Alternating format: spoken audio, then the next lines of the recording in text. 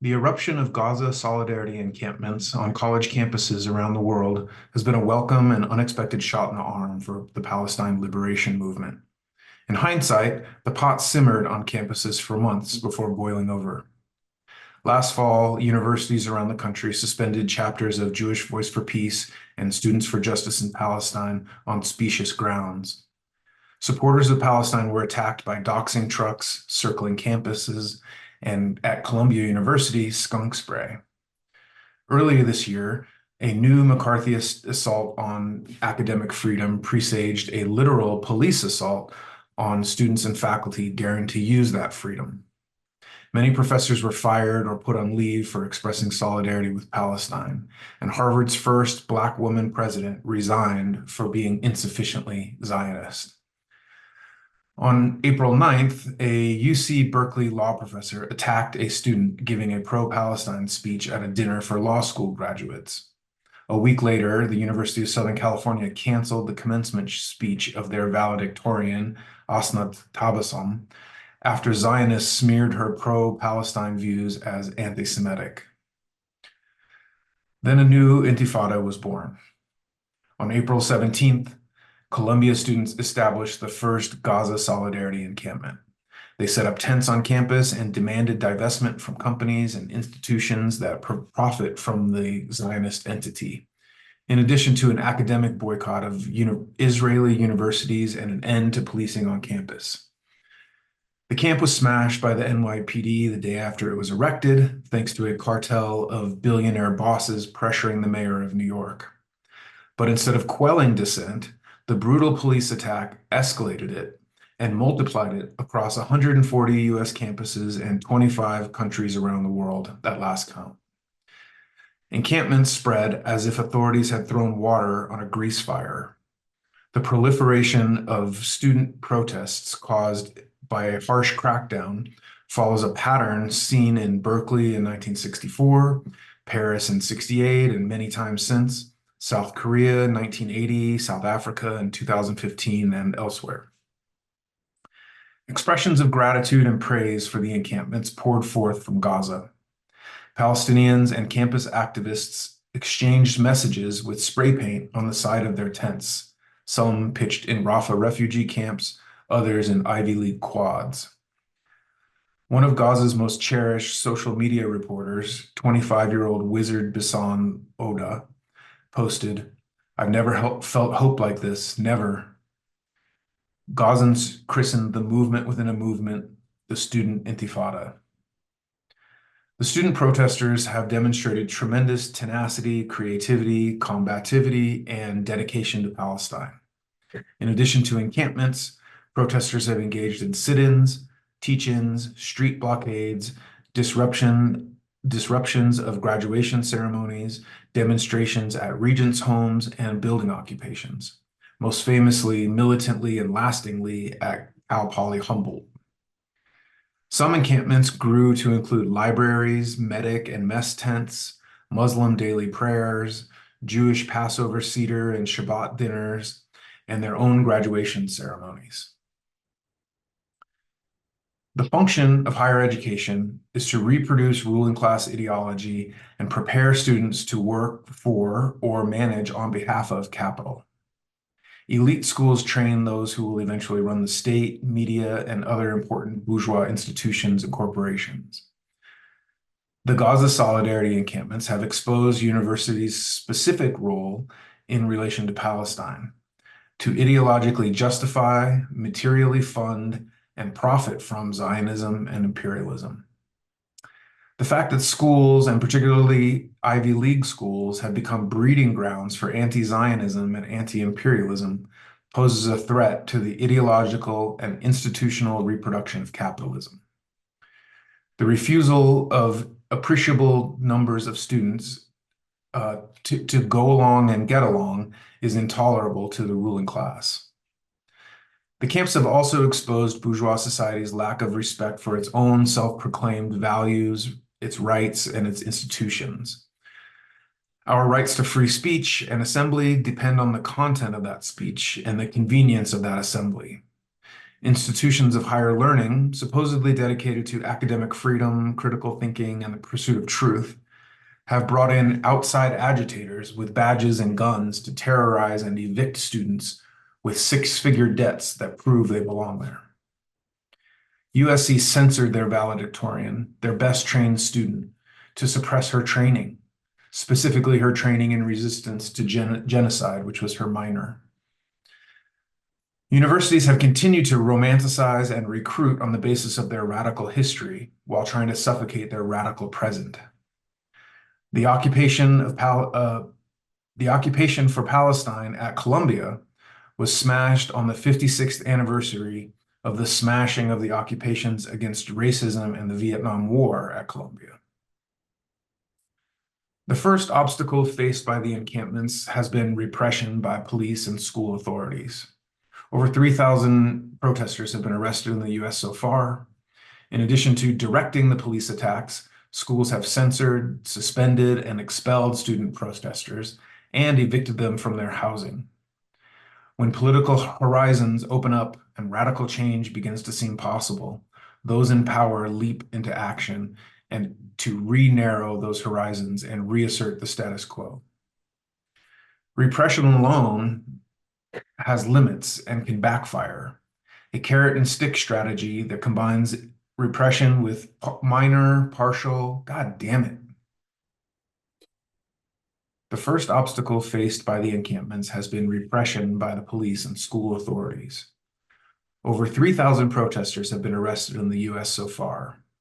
In addition to directing the police attacks, schools have censored, suspended, and expelled student protesters and evicted them from their housing. When political horizons open up and radical change begins to seem possible, those in power leap into action to re-narrow those horizons and reassert the status quo. Repression alone has limits and can backfire. A carrot and stick strategy that combines repression with minor, partial, or merely symbolic concessions works best. Though touted by the left as a victory, Evergreen State College in Washington was able to placate protesters into dismantling their occupation by merely setting up a task force to assess its investments. Many others decamped after similar quote-unquote wins. Rewarding civility and compromise while punishing disruption and defiance is a tried and true way to neutralize social movements. Good protester versus bad protester narratives aren't only aimed at the general public, but at the movement itself, much of which may accept the logic of its enemies.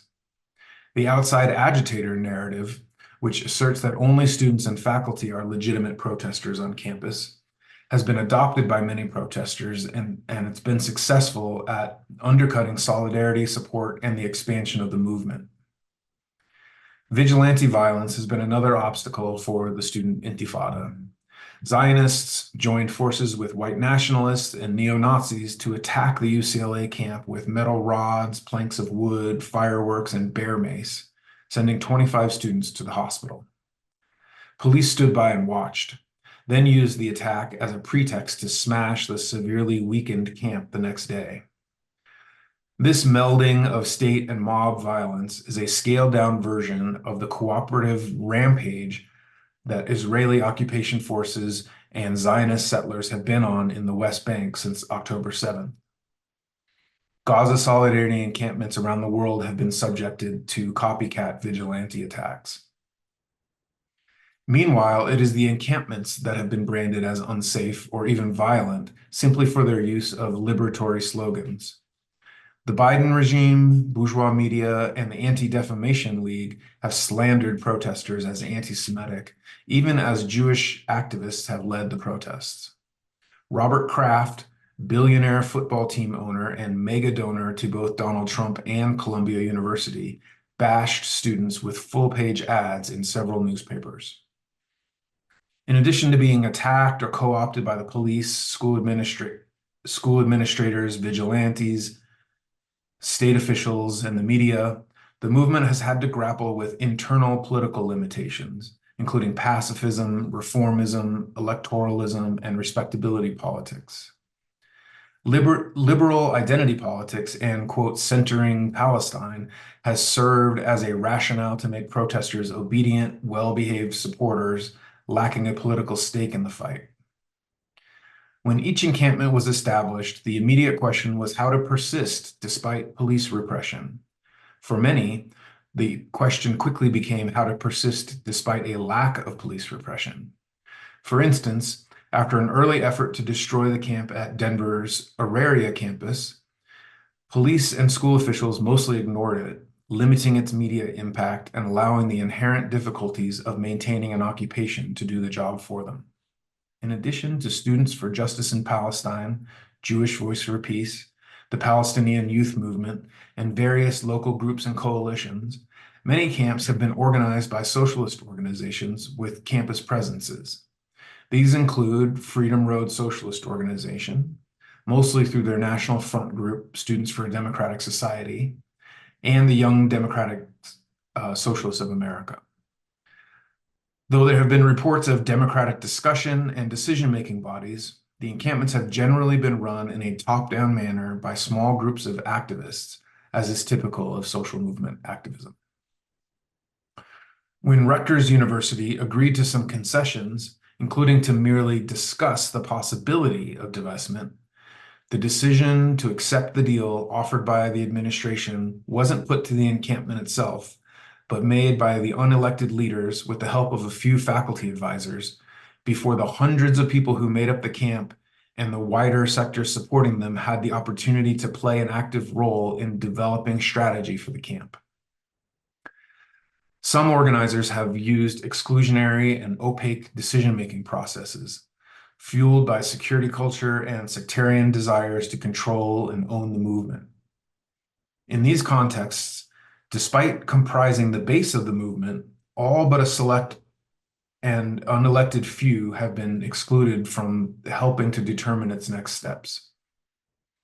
This approach constrains protesters' political, strategic, and tactical development, which are necessary to advance the movement and class struggle more broadly.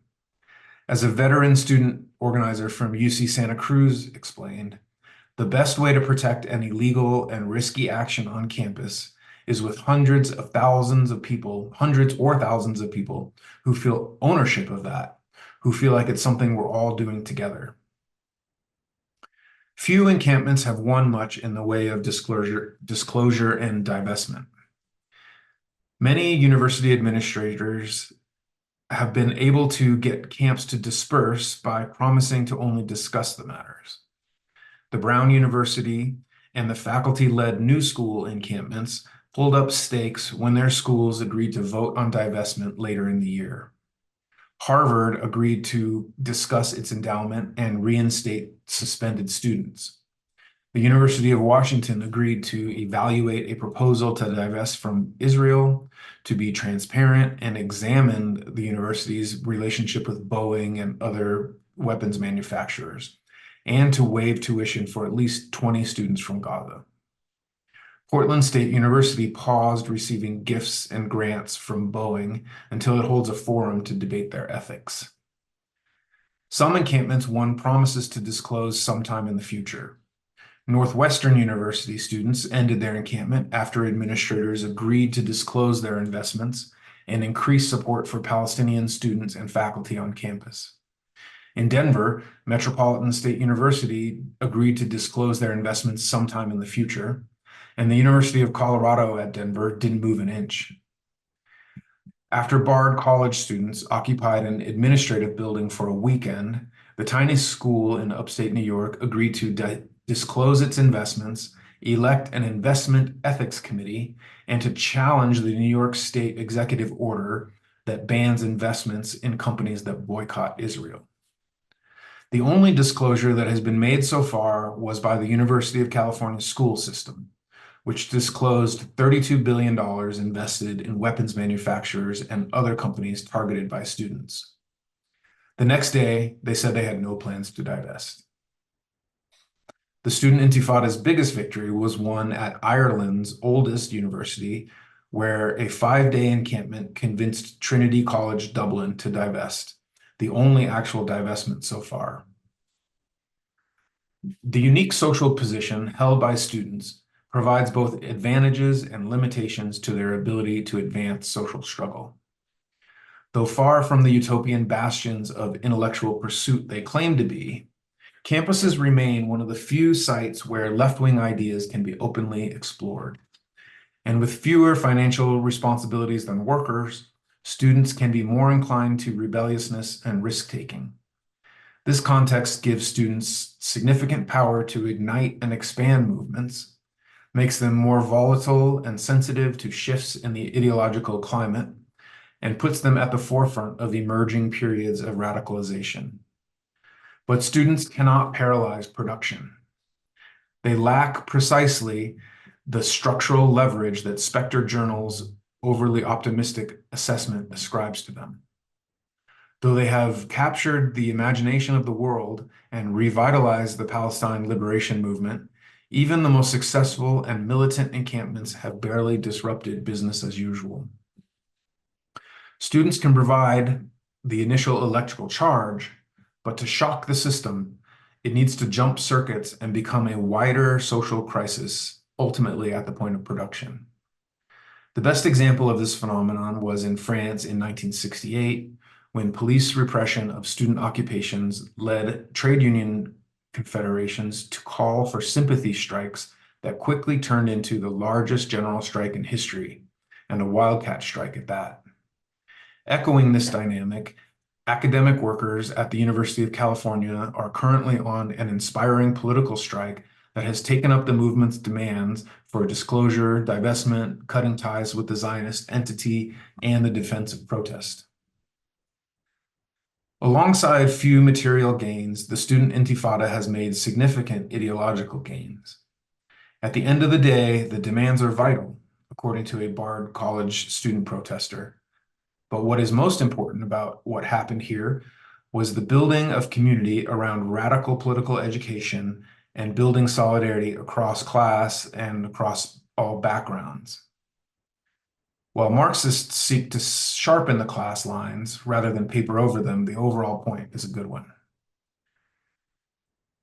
Arab and Muslim youth have resurrected the spirit of student radicalism that helped end the Vietnam War and South African apartheid. A new generation of Jewish activists has decoupled Judaism from Zionism and anti-Zionism from anti-Semitism. The movement has gone beyond condemning the particular policies of the apartheid state to condemning its very existence. Thousands have been willing to engage in disruptive and illegal action for Palestine. Most have followed the model of passive civil disobedience that has been held up as the only proper approach since the civil rights movement. Cal Poly Humboldt students responded to police batons by bonking the police with a water jug and chanting, "We are not afraid of you." This chapter of the Palestine Solidarity Movement has shattered previously impenetrable paradigms, seeded the ground for a new generation of activists, and proliferated anti-imperialist and socialist politics. But durable organizational forms are needed to maintain the gains in mass consciousness. So how will the status quo reassert itself? The whole ruling class and both of its parties are unswervingly dedicated to the U.S. imperial project. The Zionist state plays a critical role in that project, as watchdog, weapons laboratory, and in Netanyahu's words, mighty aircraft carrier of our common civilization. Democrat and Republican officials, the police, media, and their own schools have all been arrayed against the students. To support Palestine, as it turns out, one must oppose the whole system. This creates greater potential for radicalization than other issues. With the lesser evil drenched in the blood of 37,000 and counting, lesser evilism makes less sense than ever. A new generation has experienced the lesser evil behaving just like the greater evil due to the increasing convergence of liberalism and conservatism. The emergence of the term Genocide Joe was a political step forward for the movement last fall, but it will become a setback if blame is limited to Biden and his regime, rather than his whole genocidal party and its ugly fraternal twin, the Republican Party, in addition to the class they represent and the capitalist system itself, which underpins all imperialism. Similarly, we don't stop at blaming Netanyahu or his party. We blame Zionism.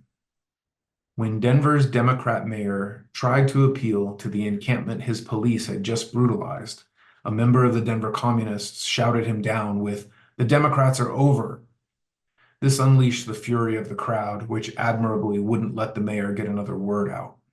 But are the Democrats over? Will the Palestine Solidarity Movement break from the party or just from Biden and his regime? It's not looking good. The compounding errors of popular front politics, electoral fetishism, and lesser evilism predominate in the Palestine Solidarity Movement. From the beginning, most participants have considered the movement to be a pressure campaign on Democrats, rather than an effort to develop the independent power of working class and oppressed people and flex it in our schools, streets, and workplaces. This was perhaps most clearly evident in the campaign to vote uncommitted in the Democratic Party primaries, which was not a rebuke of Biden, but an effort to save his chances of re-election. Many who honor the martyr, Professor Rifat Al-Arir, ignore his last tweet. Quote, "The Democratic Party and Biden are responsible for the Gaza genocide perpetrated by Israel," end quote. The squad has managed to retain their progressive bona fides despite being party to genocide and repeatedly voting to fund and support the Zionist entity. Jamal Iron Dome Bowman's campaign for re-election was just endorsed by the New York City Democratic Socialists of America because his opponent's Zionism is more virulent than his own. Under the slogan, "Palestine is on the ballot," the DSA and some Palestine coalitions have prioritized campaigning for Democrats over pro-Palestine activism, and worse, combined and blurred the lines between the two. Democratic candidates have been allowed to turn Gaza solidarity encampments into campaign stops, including those who have condemned Palestinian military resistance, like Greg Kazar in Austin, Tim Hernandez in Denver, and Dean Preston in San Francisco. The encampment tactic has mostly exhausted itself for now, at least in the US, but the wider movement that it's part of lives on and should learn from it. As communists, we fight for immediate aims as part and parcel of the wider fight against the whole existing social and political order. So our tasks are twofold and integrated: to build the Palestine liberation movement and to build forces dedicated to overthrowing the whole system. Regarding immediate aims, to end the genocide and liberate Palestine, we must do everything we can to popularize, democratize, proletarianize, nationalize, and ultimately internationalize the movement, as well as to sharpen its politics.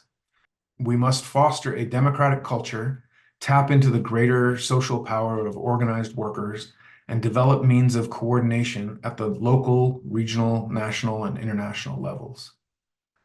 Regarding the wider fight, we need to point out and clarify the connections between the Palestinian liberation struggle, every other struggle against oppression and exploitation, and the fight against capitalism itself. We need to organize around and intervene in struggle with uncompromisingly revolutionary politics. For any uptick in struggle, the gains it can achieve and the political legacy it leaves for the future depends in part on the intervention of organized political forces. As ever, our opponents are better organized, funded, and validated by the ruling class. Compared to the well-equipped armies of reaction and reformism, revolutionaries are left to fight with the equivalent of paragliders and tunnel networks. But as Leon Trotsky said, if the blade is sharp, if our politics are clear, coherent, and correct, a small axe can fell a large tree.